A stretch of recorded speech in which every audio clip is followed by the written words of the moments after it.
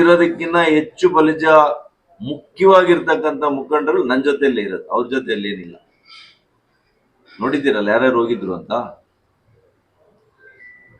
ಒಬ್ಬ MLA ಸ್ಥಾನಕ್ಕೆ ನಿಂತ್ಕೊಂಡಿರೋನ್ ಎಷ್ಟು ಓಟ್ ತಗೊಂಡಿದ್ದ ಅಂತ ನೋಡಿದ್ದೀರಲ್ಲ. ಅದೇ ಸಾಕಲ್ಲ ನಿಮ್ಗೆ ಅವ್ರ ಜನಪ್ರಿಯತೆ ಎಷ್ಟಿದೆ, ಅವ್ರ ಜಾತಿ ಬೆಂಬಲ ಎಷ್ಟಿದೆ ಅವರಿಗೆ ನೋಡೋಣ. ಆ ವ್ಯಕ್ತಿ ಪ್ರಪಂಚದ ಮುಂದೆ ಬೆತ್ತಲೆ ಆಗೋಗಿದ್ದಾನೆ.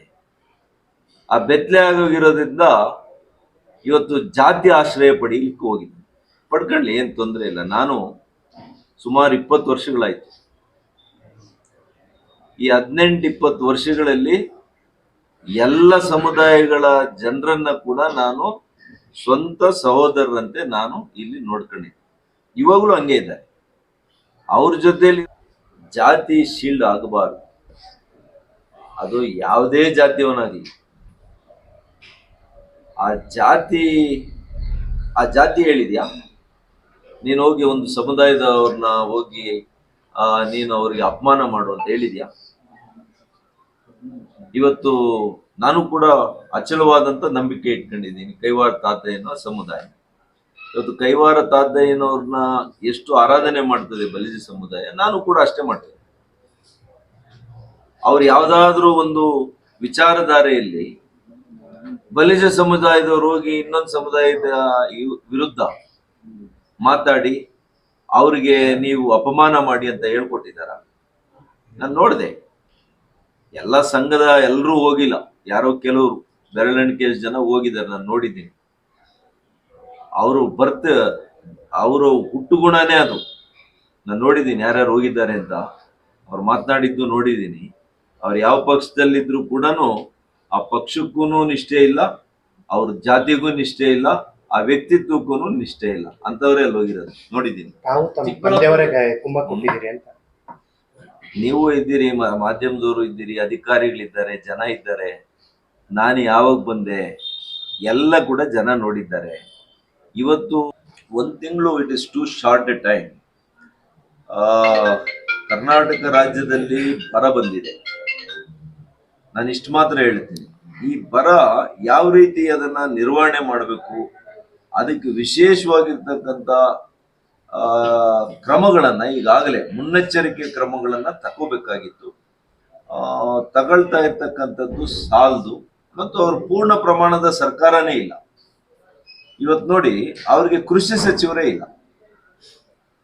ಮತ್ತೆ ನೀವು ಬರಾನಿ ಯಾವ ರೀತಿಯಲ್ಲಿ, ನಿಮಗೆ ತೋಟಗಾರಿಕಾ ಸಚಿವ ಇಲ್ಲ, ರೇಷ್ಮೆ ಸಚಿವರು ಇಲ್ಲ, ಕೃಷಿ ಸಚಿವರು ಇಲ್ಲ, ಲೈನ್ ಡಿಪಾರ್ಟ್ಮೆಂಟ್ ರೈತರಿಗೆ ಪೂರಕವಾಗಿರುವಂತ ಮಂತ್ರಿಗಳೇ ಇಲ್ಲ.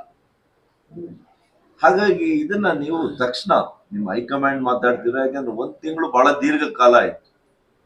ನೀವು ತಕ್ಷಣ ನಿಮ್ಮ ಫುಲ್ ಕ್ಯಾಬಿನೆಟ್ ಅನ್ನ ಮಾಡಿ, ಬರ ನನಗ್ ತಿಳಿದಿರಂಗೆ 140-125 ವರ್ಷಗಳಲ್ಲಿ ಯಾವಾಗ್ಲೂ ಕೂಡ ಇಂಥ ಭೀಕರವಾದಂತ ಬರ ರಾಜ್ಯದಲ್ಲಾಗ್ಲಿ ದೇಶದಲ್ಲಾಗ್ಲಿ ನಾವು ನೋಡಿಲ್ಲ. ಆ ರೀತಿಯಲ್ಲಿ ಇವತ್ತು ಎಲ್ಲ ನದಿ ಮೂಲಗಳು, ಜಲಾಶಯಗಳು ಇವತ್ತೆಲ್ಲ ಬರಿದಾಗುವಂತ ಸಂದರ್ಭ ಬಂದಿದೆ. ಕುಡಿಲಿಕ್ಕೆ ಕೂಡ ನೀರು ಹಾಹಾಕಾರ ಆಗುವಂತ ಸ್ಥಿತಿ ತಲುಪಿದೆ. ಇಂಥ ಸಂದರ್ಭದಲ್ಲಿ ಯಾವ ರೀತಿಯಲ್ಲಿ ಮುನ್ನೆಚ್ಚರಿಕೆ ಕ್ರಮವನ್ನ ತಗೋಬೇಕು ನೀವು? ಆ ರೀತಿಯಲ್ಲಿ ಆಗ್ತಾ ಇಲ್ಲ ಅನ್ನುವಂಥದ್ದು ನನ್ನ ಭಾವನೆ. ಮತ್ತು 1 ತಿಂಗಳು ಆಸ್ ಇಟ್ ಈಸ್, ನಾನು ಹೇಳ್ದಂಗೆ ಬಹಳ it is a very short time to comment on the chief minister's performance. ಹಾಗಾಗಿ ಅವ್ರಿಗೆ ಇನ್ನೂ 1-2-3 ತಿಂಗಳು ಟೈಮ್ ಕೊಡ್ಬೇಕಾಗ್ತದೆ. ಅದಾದ ಮೇಲೆ ನಾವು ವ್ಯಾಖ್ಯಾನ ಮಾಡುವಂಥದ್ದು ಸರಿಯಾಗಿ. ಸಾಮಾನ್ಯವಾಗಿ ಕೆಲವು ವರ್ಷಗಳಿಗೊಮ್ಮೆ ಬರುವಂಥದ್ದು ಸಾಮಾನ್ಯ. ಕಾಕತಾಳೀಯ ಅಂತ ಹೇಳೋದಕ್ಕೆ ಇವತ್ತು ಮೊನ್ನೆ DK ಶಿವಕುಮಾರ್ ಅವರು ಈಗ 1 ತಿಂಗಳಾಗಿದೆ ಅಷ್ಟೇ. ಮುಂಗಾರು ಪ್ರಾರಂಭ ಆಗ್ಬೇಕಾಗಿದ್ದಿದ್ದು ಯಾವಾಗ? ಮೇಯಲ್ಲೇ ಪ್ರಾರಂಭ ಆಗ್ಬೇಕಾಗಿತ್ತು. ಹಾಗಾಗಿ ಮೊನ್ನೆ ಸಿದ್ದರಾಮಣ್ಣವ್ರು ಇದ್ದಾಗೇನೆ ಮುಂಗಾರು ಬೀಳ್ಬೇಕಾಗಿತ್ತು, ಬಿದ್ದಿಲ್ಲ. ಮತ್ತು ತಡವಾಗಾದ್ರೂ ಮಳೆ ಬೀಳ್ಬೋದು. ಒಬ್ಬರು ಮುಖ್ಯಮಂತ್ರಿ ಆಗಿರೋದಕ್ಕೆ ಮಳೆ ಬೀಳೋದು, ಮಳೆ ಬೀಳದೆ ಇರೋದು, ಅದು ನಿಜವಾಗಿಯೂ ಕೂಡ ನಾನು ಅಂಥದನ್ನೆಲ್ಲ ಒಪ್ಲಿಕ್ಕೆ ಹೋಗೋದಿಲ್ಲ. ಅದು ಮೂಢನಂಬಿಕೆ. ಆ ಮೂಢನಂಬಿಕೆಯಲ್ಲಿ ನನಗೆ ನಂಬಿಕೆ ಇಲ್ಲ.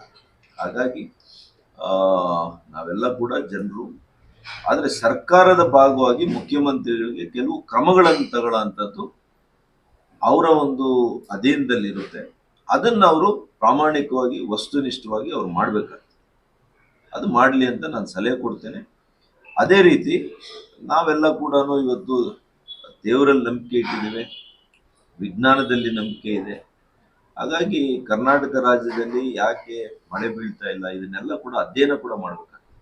ಸೈಂಟಿಫಿಕ್ ಅಪ್ರೋಚ್ ಕೂಡ ಇರಬೇಕಾಗ್ತದೆ.